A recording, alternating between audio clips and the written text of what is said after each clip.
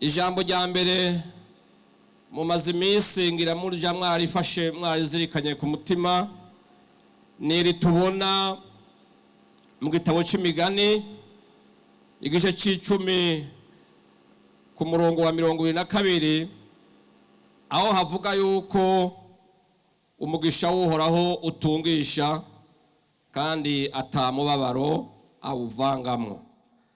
Aya majambo rero n'amajambo akomeye.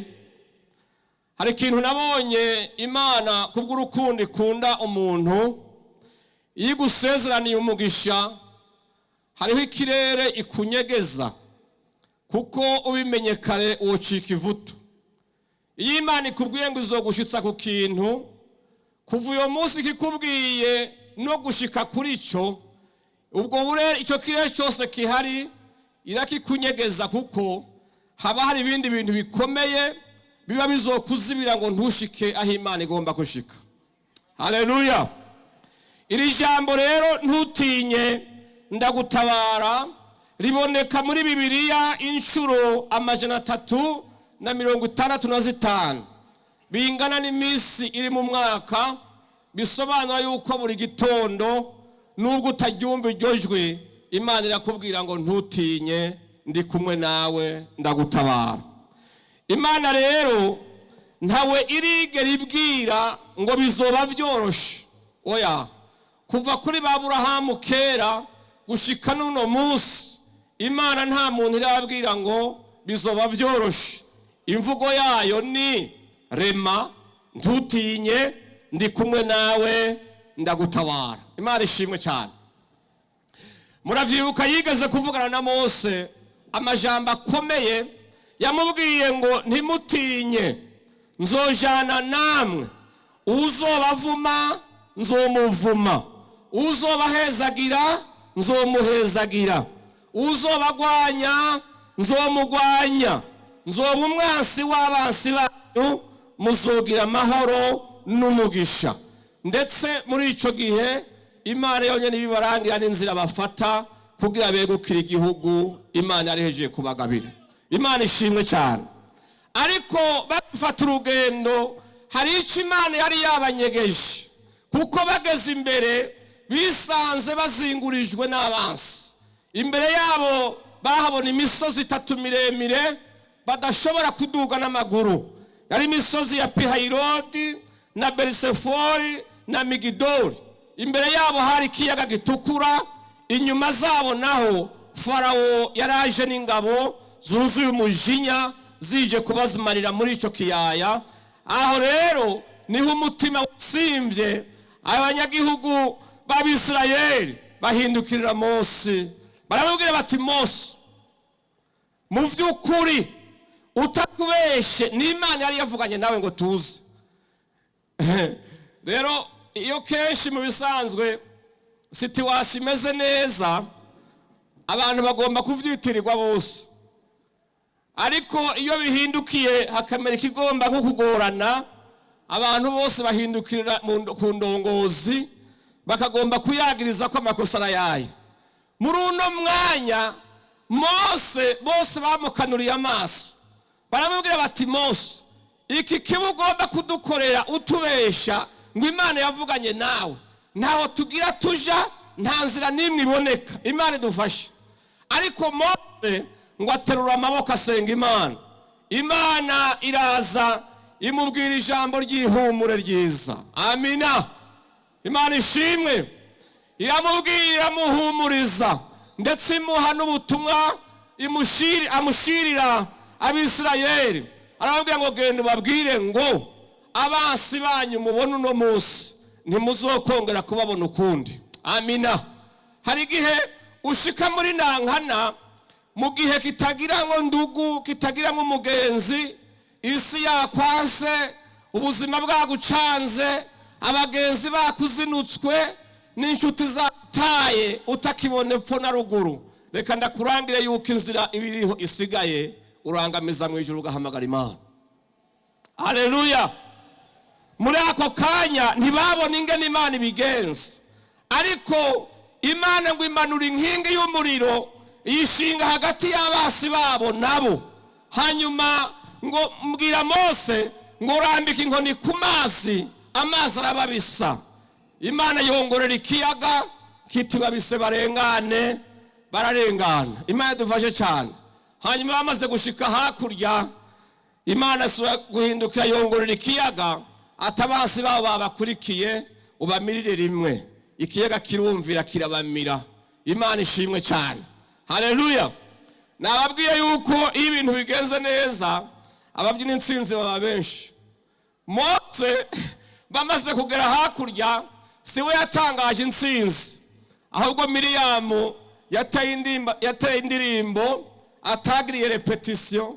Ako kanya arababwira ngo twe na Mose n'Imana duhejeje gukora igitangaza. Urunyegeri ngo rwari ku mugongo w'inzovu ziciye ku kiraro ngo kirakaka. Urunyegera amaganya yarutera aravuga ati yemwe ibi biro by'inzovu birankwegera. Iyo abari impene twari kumwe simba ngira ntwagwe n'uruzi. Ruraganya ruridoga. Ariko ngo inzovu maze gushika hakurya, urunyegeri niwe rwakoresheje igiteramo. Ruravuga ati rega mwebwe hari amakuru mutazi, twe na nzovu ca kiraro turagihakije. Haleluya. Ariko mu mwanya cyagwari ko ruravuga ruti ibintu bigira binshanganire ko inzovu ibibiro byawe birantaye mu ruzi. Ariko ni vyiza ko rimwe na rimwe tuvyina, ni vyiza yuko Imana yagiriye neza indongozi zacu ikaziha ikiganza cyiza. Imana ishimwe cyane. Haleluya. Bwana sifiwe. Haleluya. Igituma Mose atashimye Imana cyane aho kanya ngo yiterere hejuru, mujya mureke ndababwire, iyo Imana ihaye umuntu uburongozi hari banga navumbuye, imuremera umutima mushasha, ikamuremera ivyiyumviro n'ubwonko bushasha. Mose wewe yarabona yuko hariho ibintu bikigoye, kuko nubwo bari bajabutse ikiyaga yarabona yuko bajabukiye ku bugaragwa. Atangura kwiyumvira inzara ingene zorya abo bantu arongoye. Nico cyatumye abwira Imana amajambo, asenga Imana yinginga ngo ibatungire mu bugaragwa. Haleluya.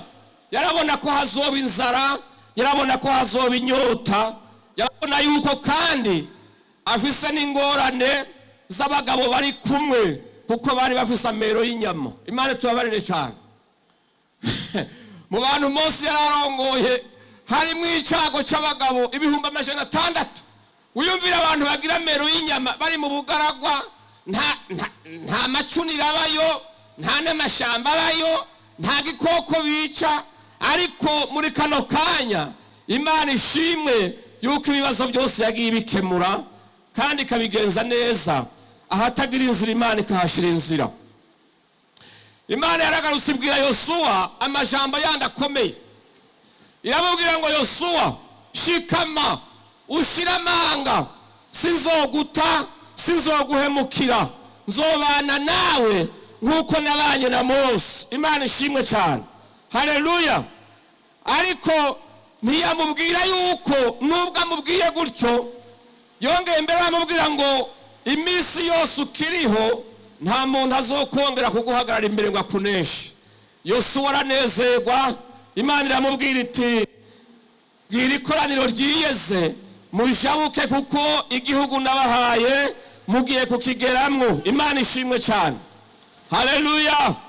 Ariko Imana inyegeza Yosuwa, ntiyamubwira yuko imbere hariho igisagara cyitwa Yeriko c'abagarariji.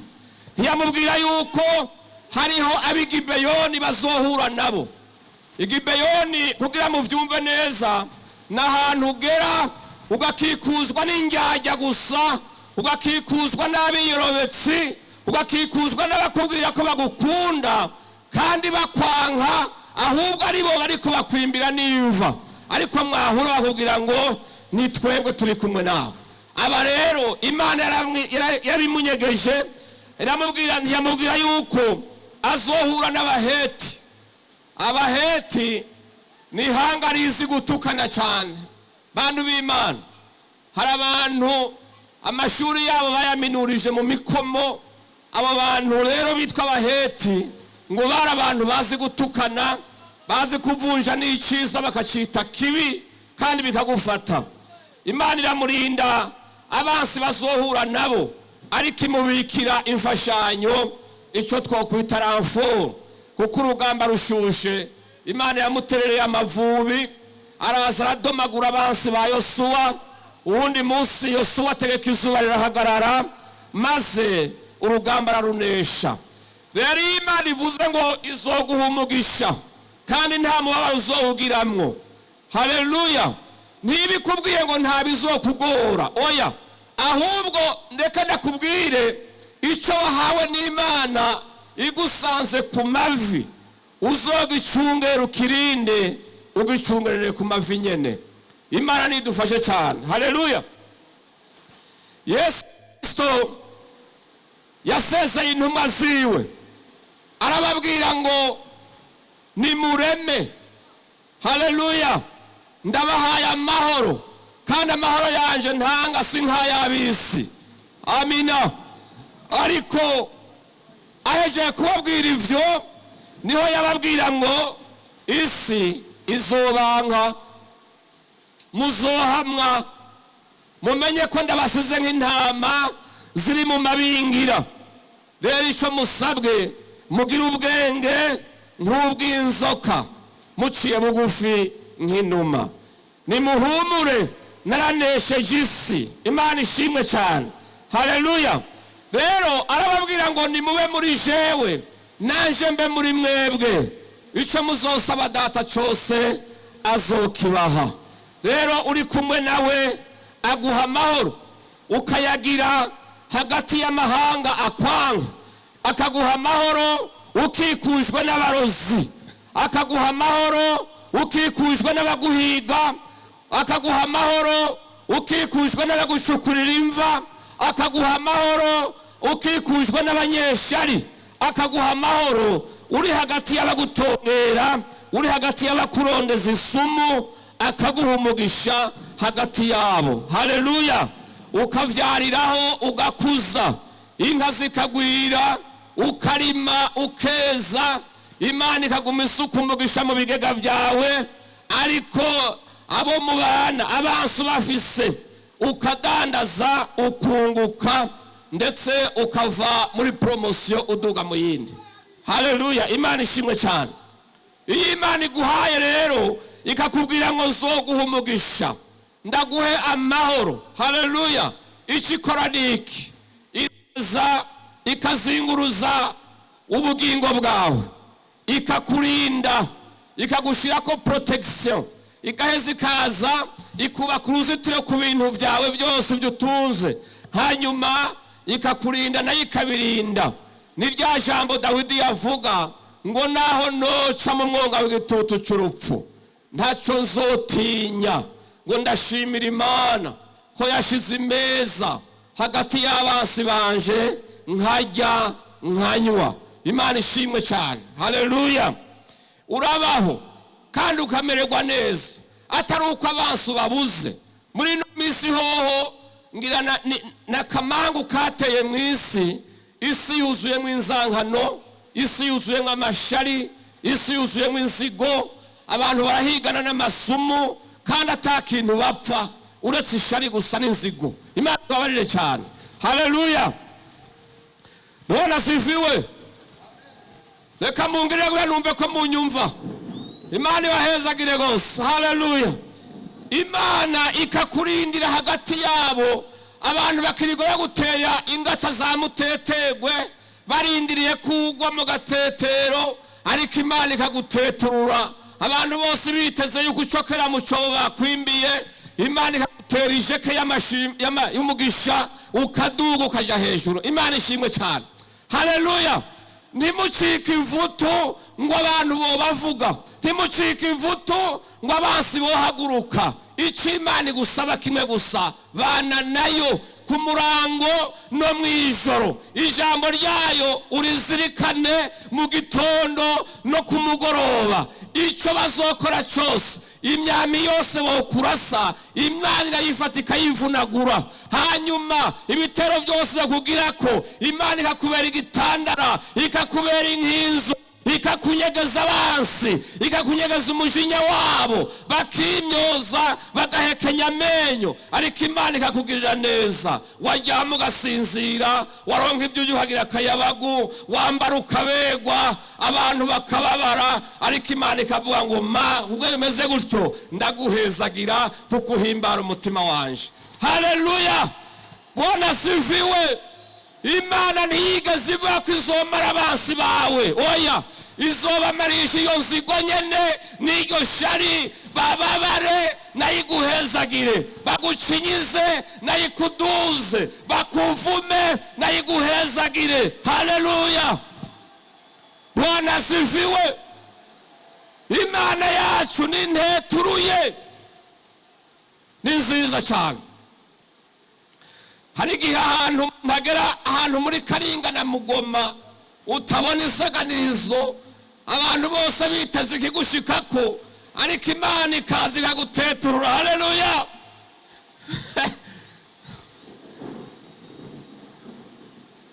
Murazi mwese inzara ikunda kuba mu kwezi kwa 11. Mu kwezi kwa 11 iwacu, sinzi nk'iwanyu, nta bintu biba vyeze bihari, haba hari inzara nyinshi cyane. Abana baja ku ishuri batariye, bakamererwa nabi, ariko umunsi umwe umwana wari iwacu yagiye ishuri muri uko kwezi, hanyuma kubera inzara nyinshi imukora mu mushishi, arazengwa, hama aradahwa. Adashwe batuma ku muvyeyi wiwe, bati genda utora umwana yagwaye. Agiye kumutora, yagiye afise ibimaramare byinshi, avuga ati ndakozwe n'isoni mu bantu, umwana wanje yadashwa atariye, none nk'ubuje menye yadashwe iki. Imana idufashe cyane. Hanyuma rero agiye atora umwana, aramubaza ngo mwana, ati wadashwe? Atego. Ati wadashwe iki? Ati nadashwa amata. Umutama. Ati yo aturanteturuye mwana nje uragahora amata misi yose. Ati narizi yuko bantwenga kubera yari yarari imvuzo, ariko uwo munsi aca ahantu bamuha agakombe k'amata, ashitse mu nda yonyene yanga kugumayo arayagarura. Umutama agiye avuga ati ngira nkogo n'isoni mu kibano ndagotse, asanga umwana yadashwa amata. Imana yo mwijuru ihabwe icyubahiro. Haleluya. Imana iramuteturura, Imana imugirira neza. Rero ijambo ry'Imana ryavuze ngo uzoca mu muriro ariko ntuzosha. Icyo Imana ikugarantisa ni kimwe, ibibazo byose wobamwo ibiri kumwe nawe. Imana ishimwe cyane. Uzoca mu mazi menshi ariko ntazokurengera ngo akunige, nzoba ndi kumwe nawe. Dawidi rero niwe yabibonye neza, araraba, ari umwami akomeye, ayoboye igihugu gikomeye, akikujwe n'abansi bamuhiga ijoro n'umurango. Imana iramuhagararira, iramugwanirira, igihugu umugisha, imuha kugira impore impande zose. Niho yavuze ngo jewe narabimenye, nubwo noca mu mwonga w'igitutu cy'urupfu, sinzosogira icyo ntinya na kimwe. Haleluya. Ati Imana nishimwe kuko yashiriye imeza hagati y'abansi banje, nkarya nkagubwa neza ngasinzira. Ati nzokwama ndyama nsinzire ataco ninona, kubera yuko uhoraho ari we ampa amahoro. Bantu b'Imana, mureka ndababwire, Imana mwashize imbere muyizere. Imana mwashize imbere nizoba maramaza. Imana mwashize imbere nizokwemera ko Burundi bukogwa n'isoni. Imana ihabwe icyubahiro. Haleluya. Tuyipfukamire, tuyisenge. bagize umugisha udasanzwe wo kurongorwa n'umukuru w'igihugu yubaha Imana, atazira Imana, imvura ikagwa akanyagirwa, ahesha Imana icyubahiro. Imana ishobora kwemera na rimwe yuko ibikorwa vyiwe bidahabwa umugisha, ntashobora kwemera na rimwe yuko iki gihugu kitagira umugisha. Imana yo mwijuru ibampera umugisha.